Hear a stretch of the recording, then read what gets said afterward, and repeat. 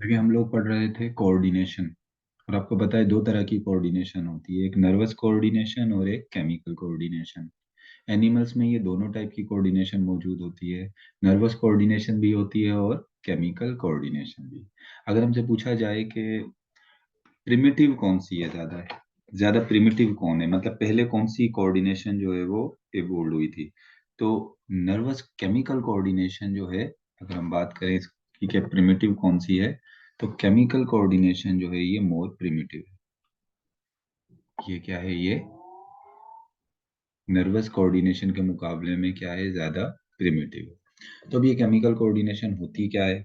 तो chemical coordination आपकी book कुछ इस तरह से डिफाइन कर रही है, in this kind of coordination, यानी ये वाली जो कोऑर्डिनेशन होती है, in this kind of coordination a group of cell release a specific chemical which regulate the activities of other cells of the body।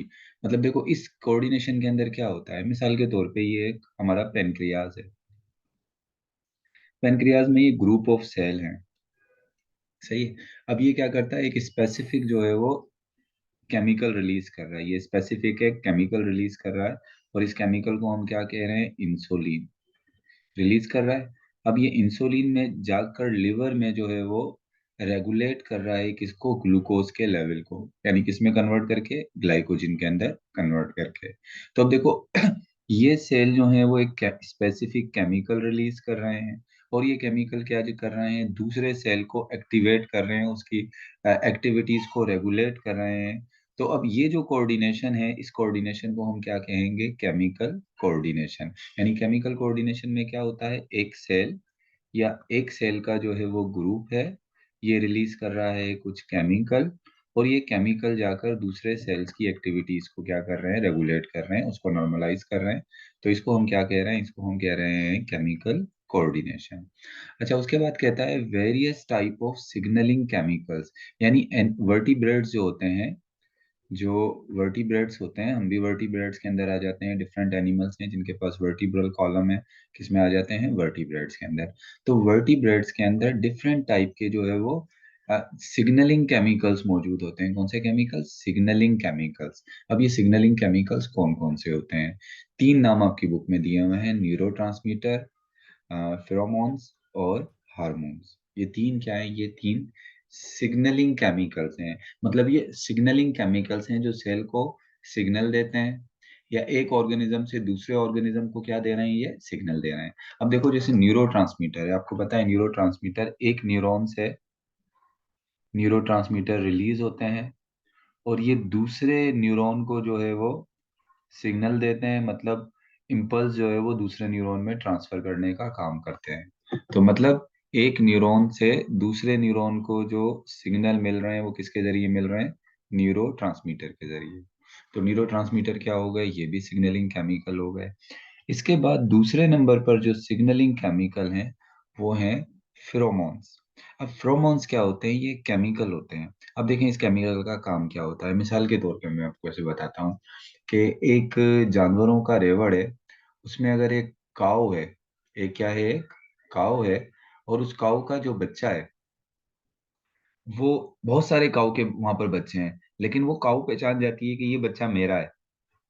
तो क्या होता है, उसके बच्चे से कुछ उसके बच्चे की बॉडी से कुछ केमिकल रिलीज होते हैं, जिन केमिकल को सूंघ कर वो पहचान जाती है कि ये मेरा बच्चा है। वो जो केमिकल सीक्रेट हो रहे हैं, जो सिग्नल देते हैं उसको, अपनी पहचान का जो सिग्नल देते हैं, वो क्या होते हैं, वो होते हैं फिरोमोन्स। या एक मैं आपको दूसरी मिसाल देता हूँ, जैसे एक फीमेल डॉग होती है, जब फीमेल डॉग अपने ब्रीडिंग के सीजन पर आती है, यानी उसको जब ब्रीडिंग करनी होती है, उसकी जब फर्टिलाइजेशन का पीरियड स्टार्ट होता है, उसका एग जब आ जाता है उसकी ओवरीज में, तो उसकी बॉडी से भी कुछ केमिकल सिक्रीट होते हैं, जिनको हम क्या कहते हैं, फिरोमोन्स। और वो केमिकल की सिक्रीशन से अट्रैक्ट होकर करीब के जो मेल डॉग्स होते हैं वो उसकी तरफ आते हैं। यानी करीब के वो जो मेल डॉग्स होते हैं उनको जो पता लगता है कि यहाँ पर कोई फीमेल ब्रीडिंग के लिए रेडी है, तो वो मेल डॉग को जो सिग्नल दे रहे होते हैं वो कौन दे रहे होते हैं, ये केमिकल्स रिलीज होकर सिग्नल दे रहे होते हैं, इनको हम क्या कहते हैं, फिरोमोन्स। अब मतलब फिरोमोन्स क्या हो गए, ये केमिकल्स होते हैं एक ही स्पीशीज में, जिस तरीके से कुछ बिहेवियरल एक्टिविटीज होती हैं जिनमें क्या होते हैं, ये इन्वॉल्व होते हैं। इनको हम कहते हैं फिरोमोन। इसके अलावा तीसरी चीज जो चीज है वो क्या है, वो है हार्मोन्स। और हार्मोन्स के बारे में तो हम आगे डिटेल में पढ़ेंगे। आगे हमने हार्मोन के बारे में पढ़ना है। अच्छा, ये क्वेश्चन पूछ रही हैं, ऑफस्प्रिंग भी मदर। हाँ वनिका जी, ऐसा होता है वनिका, जो बच्चे होते हैं ना, एक क्या कहना चाहिए, मदर कुछ ऑफस्प्रिंग भी मदर टू फेरोमोन से रिकॉग्नाइज करते हैं। हाँ ऐसा होता है। ये भी स्टडीज की गई हैं कि बच्चे को भी जो है ना, वो अपनी मदर का, छोटा बच्चा इम्यून होता है जो पैदाइश में, उसको भी अपनी मदर का जो है मतलब एक क्या कहना चाहिए, कुछ केमिकल्स होते हैं जिसकी वजह से वो उसको एक स्मेल आती है अपनी मदर में से, जो उसकी तरफ जो है वो थोड़ा सा जो है वो मोटिवेट होता है। बाकी एनिमल्स के अंदर तो बहुत सारी मिसालें ऐसी हैं। और आपकी बुक में जो हमने यहाँ पर जो डिस्कस करना है, इन तीनों केमिकल्स को डिस्कस नहीं करना है, हमने डिटेल में सिर्फ डिस्कस करना है किसको, हार्मोन्स को। तो चलें बात करते हैं किसकी, हार्मोन्स की। तो हार्मोन्स के बारे में सबसे पहले कहा जा रहा है कि what is hormone. Hormone is a secretory product of endocrine gland. यानी ये किसकी सिक्रीटरी, किसकी सिक्रीशंस होती हैं, एंडोक्राइन ग्लैंड की जो सिक्रीशंस होती हैं। हम एनिमल की बात कर रहे हैं, अगर हम एनिमल की बात करें, एनिमल हार्मोन की, तो एंडोक्राइन की जो सिक्रीशन होती है उनको हम क्या कहते हैं, उनको हम कहते हैं हार्मोन। अच्छा, अब सबसे पहले तो देखो कि ये ग्लैंड क्या होता है। हमारी बॉडी के वो सेल्स या सेल्स का जो ग्रुप होता है, जो किस चीज का काम करते हैं, सिक्रीशंस का काम करते हैं। जहां से कोई चीज सिक्रीट होती है उसको हम क्या कहते हैं, उसको हम ग्लैंड कहते हैं। वैसे ग्लैंड का काम क्या होता है, सिक्रीशन, सिक्रीट करना। जैसे हमारे सलाइवरी ग्लैंड्स हैं जिनसे सलाइवा सिक्रीट होता है। हमारे स्वेट ग्लैंड है जिससे स्वेट मतलब पसीना रिलीज होता है। हमारे बाइल डक्ट हैं, लिवर में से जो है वो बाइल सिक्रीट होता है। इनके स्टमक में गैस्ट्रिक जूस सिक्रीट होता है। ये सब क्या है, ये ग्लैंड है जिनका काम क्या है, सिक्रीशन का होता है। अच्छा, अब ये जो हमारे पास ग्लैंड होते हैं ये दो तरह के होते हैं। एक होता है एक्सोक्राइन ग्लैंड, एक होता है एक्सोक्राइन ग्लैंड, और एक ग्लैंड वो होते हैं जिनको हम कहते हैं एंडोक्राइन ग्लैंड। ये दो तरह के ग्लैंड हैं। अब इनमें क्या डिफरेंस होता है, एक्सोक्राइन ग्लैंड की होती हैं डक्ट, मतलब नालियां। जैसे ये अगर मैं कहूँ ये एक एक्सोक्राइन ग्लैंड है, तो इसकी क्या होगी, एक डक्ट होगी, एक नाली है। मतलब इसकी जो सिक्रीशन है पहले इस डक्ट में आएंगी और इस डक्ट से फिर बाहर निकलेंगी। तो एंडोक्राइन ग्लैंड, एक्सोक्राइन ग्लैंड की डक्ट होती है। और जबकि एंडोक्राइन ग्लैंड जो है ये डक्टलेस होते हैं, इनमें नालियां नहीं होती। जैसे ये ग्लैंड है, अब इसमें कोई डक्ट नहीं है, इसमें नाली नहीं है। फिर दूसरी जो होता है, एक्सोक्राइन ग्लैंड की जो सिक्रीशंस होती हैं, इसे जो ये जो सिक्रीट करता है, वो इसकी सिक्रीशन जो पोर होती हैं, डाली जाती हैं, या तो वो कैविटीज में डाली जाती हैं और सरफेस। अब इसकी मिसाल मैं आपको ऐसे दूंगा, जैसे हमारा सलाइवरी ग्लैंड्स है, वो सलाइवा सिक्रीट करता है। तो सलाइवा सिक्रीट होकर कहाँ आता है, हमारी बक्कल कैविटी में आता है। कहाँ आ रहा है, हमारी बक्कल कैविटी में, यानी माउथ के अंदर। गैस्ट्रिक ग्लैंड से गैस्ट्रिक जूस सिक्रीट होता है, वो हमारी स्टमक की कैविटी में आता है। यानी एक्सोक्राइन ग्लैंड की जो सिक्रीशंस होती हैं वो कैविटी में आती हैं, या फिर सरफेस पे भी।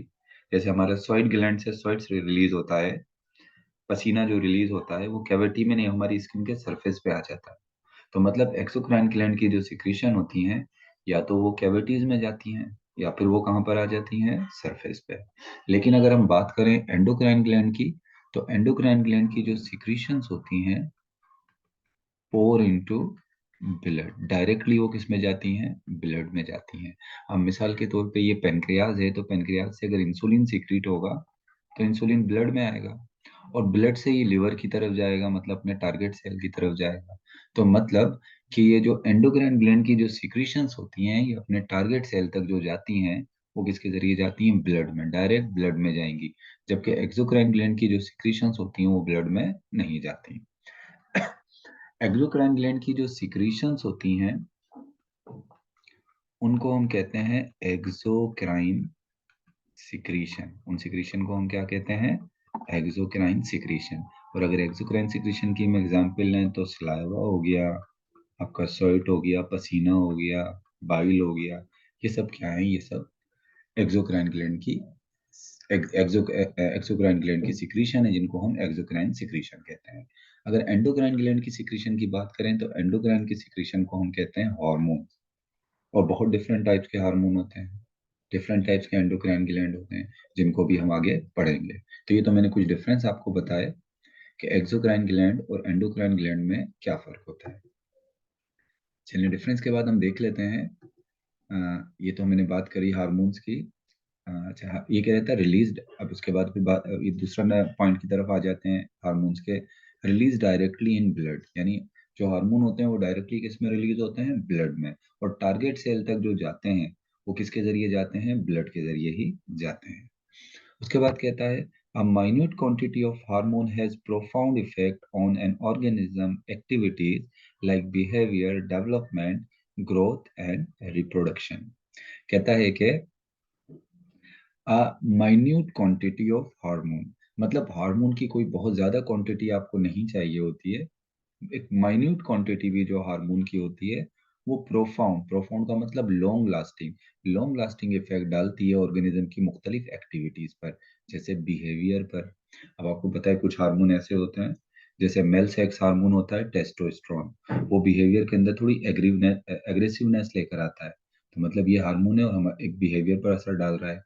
हार्मोन जो है वो डेवलपमेंट पर भी असर डालते हैं, जैसे छोटे बच्चों की डेवलपमेंट में थायरोक्सिन हार्मोन जो है वो इन्वॉल्व होता है। और एक दफा जब डेवलपमेंट फिर काफी लंबे अरसे तक वो डेवलपमेंट फिर ब्रेन की जो है प्रोफाउंड इफेक्ट होता है, यानी वो काफी लंबे अरसे तक फिर काम में आती है। ग्रोथ भी हमारी हार्मोन्स कराते हैं। रिप्रोडक्शन के अंदर भी डिफरेंट हार्मोन जो है वो इन्वॉल्व होते हैं। तो मतलब एक और ऑर्गेनिज्म की इन तमाम एक्टिविटीज पर हार्मोन अपना असर डालते हैं। और इसके लिए बहुत ज्यादा हार्मोन की जरूरत नहीं होती, थोड़े हार्मोन भी जो है वो काफी होते हैं इन एक्टिविटीज के लिए। आगे बात करते हैं केमिकल नेचर ऑफ हार्मोन, यानी हार्मोन की जो है वो केमिकल नेचर की बात करें कि हार्मोन किन केमिकल्स के बने हुए होते हैं। एक तो बात याद रखें कि हार्मोन जो बने हुए होते हैं वो नेचर जो होती है हार्मोन की वो ऑर्गेनिक होता है, यानी ऑर्गेनिक मॉलिक्यूल से जो है वो बने हुए होते हैं। वनिका पूछ रही हैं कि सर फीमेल की एक्सेसिव एग्रीगेशन का रिस्पॉन्सिबल कौन सा हार्मोन होता है। एग्री अगर मेल और फीमेल की बात करें, भी तो आगे पढ़ाऊंगा आपको हार्मोन तमाम। फीमेल के अंदर तो वो जो है वो मेल और फीमेल दोनों में वो जो एड्रेनालिन और नॉन एड्रेनालिन हार्मोन जो रिलीज होते हैं, एड्रेनालिन जिसकी वजह से वो ब्लड प्रेशर भी बढ़ता है, वो होते हैं। और कुछ उसके अलावा भी कुछ फैक्टर्स होते हैं फीमेल के अंदर। और फीमेल में जो है वो टेस्टोस्टेरोन तो इतने ज्यादा नहीं होते, लेकिन एल्डोस्टेरोन कभी कभी थोड़ा सा बढ़ जाता है। इसको मैं बाद में डिस्कस करूंगा, अभी सही है। तो अभी बात करते हैं chemical nature of hormone. Hormone की जो है वो केमिकल नेचर क्या है। तो पहली तो बात याद रखना कि हार्मोन की बेसिकली जो केमिकल नेचर है वो ऑर्गेनिक केमिकल से बने होते हैं। हार्मोन इनऑर्गेनिक नहीं होते, क्या होते हैं ये, ऑर्गेनिक होते हैं। और इन ऑर्गेनिक के अंदर बेसिकली दो किस्म के ऑर्गेनिक कंपाउंड होते हैं, एक प्रोटीन और दूसरा लिपिड। या तो प्रोटीन की डिफरेंट फॉर्म होगी या लिपिड की। तो चलो ये देख लेते हैं कि आपकी बुक कौन कौन से हार्मोन बता रही है। तो पहली कैटेगरी में आ जाता है peptide hormone. Peptide hormone protein की कैटेगरी में आएगा। और ये किसका बना होता है, short chain of amino acid, यानी अमाइनो एसिड की चेन होती है लेकिन ज्यादा नहीं होती, शॉर्ट चेन होती है अमाइनो एसिड की, उससे बने हुए होते हैं ये पेप्टाइड हार्मोन। पेप्टाइड हार्मोन की एग्जांपल में अगर देखें तो एडीएच और ऑक्सीटोसिन। बाद में मैं डिस्कस करूंगा कि एडीएच कहाँ से रिलीज होता है, क्या काम करता है, ऑक्सीटोसिन कहाँ से रिलीज हो रहा है, क्या काम कर रहा है। लेकिन अभी सिर्फ इतनी बात याद रख लें कि एडीएच और ऑक्सीटोसिन जो है वो पेप्टाइड हार्मोन है। और पेप्टाइड हार्मोन कैसे हार्मोन होते हैं, जिनमें अमाइनो एसिड की शॉर्ट चेन होती है, यानी बहुत लॉन्ग चेन अमाइनो एसिड की नहीं होगी, कुछ अमाइनो एसिड इसमें मौजूद होते हैं। प्रोटीन हार्मोन जो है वो long chain of amino acid, यानी अमाइनो एसिड के किसके बने हुए होते हैं, ऐसे एक बहुत long chain of amino acid के बने हुए होते हैं। इनको हम कह रहे हैं प्रोटीन हार्मोन। रिलेटेड तो ये प्रोटीन अमाइनो एसिड ही से कर रहे हैं। अब इसके एग्जाम्पल में आ जाता है ग्लूकागॉन, इंसुलिन, प्रोलेक्टिन। ये हार्मोन किसके एग्जाम्पल हैं, प्रोटीन हार्मोन की। इसके बाद मॉडिफाइड अमाइनो एसिड हार्मोन।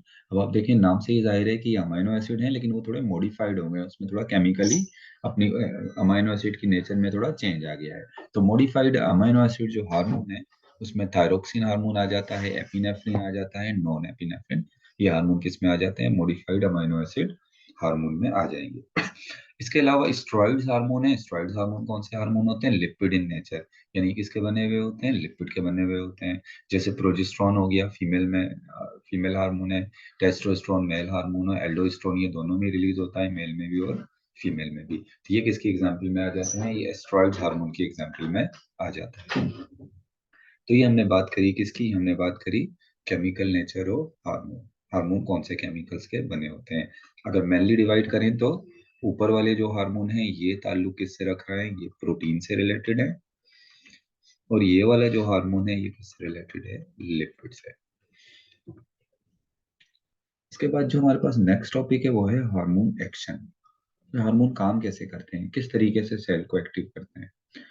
हाँ, तो सबसे पहले तो एक चीज ये देखें, मिसाल के तौर पे अब ये आपके पेनक्रियास ने रिलीज किया इंसुलिन, और इंसुलिन कहाँ रिलीज किया? ब्लड। तो आपकी तो पूरी बॉडी में जहां जहां ब्लड है वहां पर क्या गया है? वहां पर इंसुलिन गया है। अब इंसुलिन तो जो है वो किडनी के सेल के पास भी गया। सही है। इंसुलिन तो जो है वो स्टमक के सेल के पास भी चला गया है। लेकिन इंसुलिन जो अपना काम दिखाएगा, या तो वो लिवर के सेल पर काम करेगा या वो काम करेगा मसल्स के सेल पे। तो पहली बात तो आपकी बुक ये कह रही है, ऐसा क्यों होता है कि हार्मोन तो पूरी बॉडी में ब्लड के जरिए डिफ्यूज हो जाता है, फिर टारगेट एक मखसूस सेल पर ही जाकर काम क्यों करता है? और उसका जवाब ये है कि उसके जो रिसेप्टर्स होते हैं, जिन सेल्स पर उसके रिसेप्टर लगे होंगे उस हार्मोन को रिसीव करने के, हार्मोन उन्हीं सेल पर जाकर अपना काम करेगा। और जिन सेल पर रिसेप्टर नहीं होंगे, हार्मोन उस पर काम नहीं करेगा। तो यही बात आपकी बुक में जो है वो हार्मोन एक्शन में पहले बताई गई है। It is to recall that why hormone act upon a specific cell and not the other, even though it circulate in entire body. हमारी पूरी बॉडी में सर्कुलेट कर रहा है, लेकिन मखसूस सेल्स पर ही काम क्यों करता है? And other question arise in mind, how the target cell undergo metabolic change under the influence of hormone. और वो टारगेट सेल उस हार्मोन के इन्फ्लुएंस में कैसे मेटाबॉलिक चेंज लेकर आता है? मतलब अगर ये इंसुलिन आ रहा है लिवर के पास, तो वो ग्लूकोज को किस में कन्वर्ट कर रहा है? फिर ग्लाइकोजन के अंदर। या इंसुलिन यहाँ मसल्स के पास आ रहा है तो वो ग्लूकोज को ज्यादा एब्जॉर्ब कर रहा है। तो मतलब ये जो मेटाबॉलिक चेंज करवा रहा है ये हार्मोन, उससे ये ग्लूकोज को ग्लाइकोजन में कन्वर्ट करवाने का, तो ये काम कैसे करा रहा है? अपना एक्शन किस तरीके से कराता है? तो इसी का आंसर जो है वो अब आगे हम इस टॉपिक में देखेंगे, जो कि क्या है? Hormone action. तो अब कहता है कि two main model have been proposed to explain the hormone action. यानी हार्मोन कैसे काम करते हैं इसको एक्सप्लेन करने के लिए दो मॉडल प्रपोज किए गए हैं। पहला वाला जो मॉडल है वो कौन से हार्मोन के बारे में बताता है? वो बताता है पेप्टाइड हार्मोन, या कौन से वाले हार्मोन? जो प्रोटीन हार्मोन है उनके बारे में बताता है कि वो कैसे काम करते हैं। और second model is related to steroid hormone. और दूसरा जो मॉडल है वो किसके बारे में बताता है? स्टेरॉइड हार्मोन, यानी जो लिपिड के बने हुए हार्मोन होते हैं वो कैसे काम करते हैं। उसके बाद कहता है कि both model agree in the first step that target cell have a specific receptor. एक बात पर दोनों मॉडल, दूसरा पॉइंट जो है वो दोनों मॉडल में सेकंड स्टेप चेंज है, लेकिन पहला स्टेप जो होता है हार्मोन एक्शन का, वो स्टेप में जो है पे दोनों मॉडल जो है वो एग्री करते हैं कि चाहे वो प्रोटीन के हार्मोन हो चाहे वो लिपिड के हार्मोन हो, उनके लिए क्या होता है? उनके लिए स्पेसिफिक रिसेप्टर्स मौजूद होते हैं। मतलब अगर ये एक सेल है जिस पर एक प्रोटीन के बने हार्मोन ने काम करना है, तो उस हार्मोन के लिए यहाँ पर क्या लगा हुआ होगा? एक रिसेप्टर लगा होगा। और ये दूसरा सेल है जिस पर स्टेरॉइड के हार्मोन ने काम करना है, तो उसके लिए भी क्या लगा हुआ है? एक रिसेप्टर लगा हुआ है। उसके बाद कहता है टारगेट सेल के पर रिसेप्टर होता है। अच्छा, इसके बाद कहता है स्ट्रक्चर ऑफ रिसेप्टर है कॉम्प्लीमेंट्री रिलेशनशिप विद हार्मोन। यानी ये जो रिसेप्टर है जिसको मैं ये व्हाइट शेड दे रहा हूँ, इसका रिलेशन यानी इसकी स्ट्रक्चर कॉम्प्लीमेंट्री होनी चाहिए, लाजमी होनी चाहिए हार्मोन की स्ट्रक्चर के। अब मिसाल के तौर पे देखो, ये अगर हार्मोन, ये जो है हार्मोन है प्रोटीन हार्मोन, तो ये इसका जो रिसेप्टर है इसमें प्रोटीन की, इसके हार्मोन की स्ट्रक्चर ऐसी होनी चाहिए, ये इसके कॉम्प्लीमेंट्री है। अब इस हार्मोन की स्ट्रक्चर इसके कॉम्प्लीमेंट्री है, तभी तो आके यहाँ पर ये फिट हो जाएगा। इसी तरीके से यहाँ पर जो हार्मोन होगा उसकी स्ट्रक्चर कैसी होगी, इस तरह की, तभी आके वहां पर ये फिट होगा। तो मतलब ये वाला हार्मोन यहाँ जाकर फिट नहीं हो सकता और ये वाला यहाँ नहीं। तो हार्मोन की स्ट्रक्चर जो होती है वो कॉम्प्लीमेंट्री होनी चाहिए रिसेप्टर की स्ट्रक्चर के, या रिसेप्टर की स्ट्रक्चर कॉम्प्लीमेंट्री होनी चाहिए किसकी स्ट्रक्चर्स के, हार्मोन की स्ट्रक्चर के कॉम्प्लीमेंट्री होनी चाहिए। अच्छा, आपकी बुक में थोड़ी सी मिस्टेक है। उसमें लिखा हुआ है कि दोनों मॉडल एग्री करते हैं कि टारगेट सेल है specific receptor on plasma membrane. देखो, जो लिपिड प्रोटीन वाले जो हार्मोन होते हैं, प्रोटीन के जो हार्मोन्स होते हैं, उनके जो टारगेट सेल होते हैं उन पर रिसेप्टर लगे होते हैं प्लाज्मा मेम्ब्रेन पर। लेकिन जो लिपिड वाले हार्मोन होते हैं उन्होंने जिस सेल पर काम करना होता है उनके रिसेप्टर लगे होते हैं साइटोप्लाज्म के अंदर। यानी प्रोटीन का बना हुआ जो हार्मोन है उसके रिसेप्टर लगे हुए हैं यहाँ पर सेल मेम्ब्रेन पर, और लिपिड का बना हुआ जो हार्मोन है उसकी रिसेप्टर लगे हुए हैं साइटोप्लाज्म के अंदर। और इसकी वजह क्या है, इसकी वजह यह है कि प्रोटीन सेल मेम्ब्रेन को क्रॉस करके डायरेक्ट अंदर नहीं जा सकता, इस वजह से इसके रिसेप्टर लगे होते हैं सेल मेम्ब्रेन पर। और लिपिड को सेल मेम्ब्रेन गुजरने देती है, तो इस वजह से लिपिड के रिसेप्टर कहाँ लगे होते हैं, ये लगे हुए होते हैं सेल मेम्ब्रेन के अंदर। यहाँ तक बात आपको क्लियर हो गई?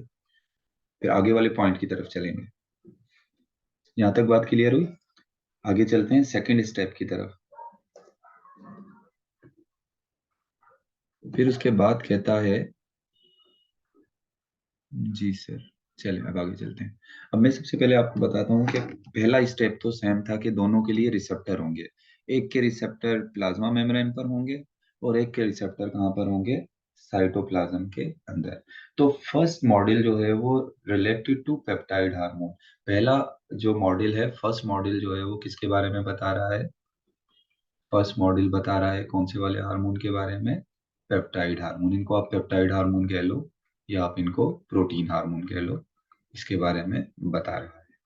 अच्छा, अब ये मॉडल क्या कहता है, उसके बाद according to this model the receptor molecule is link with an enzyme adenylate साइक्लेज।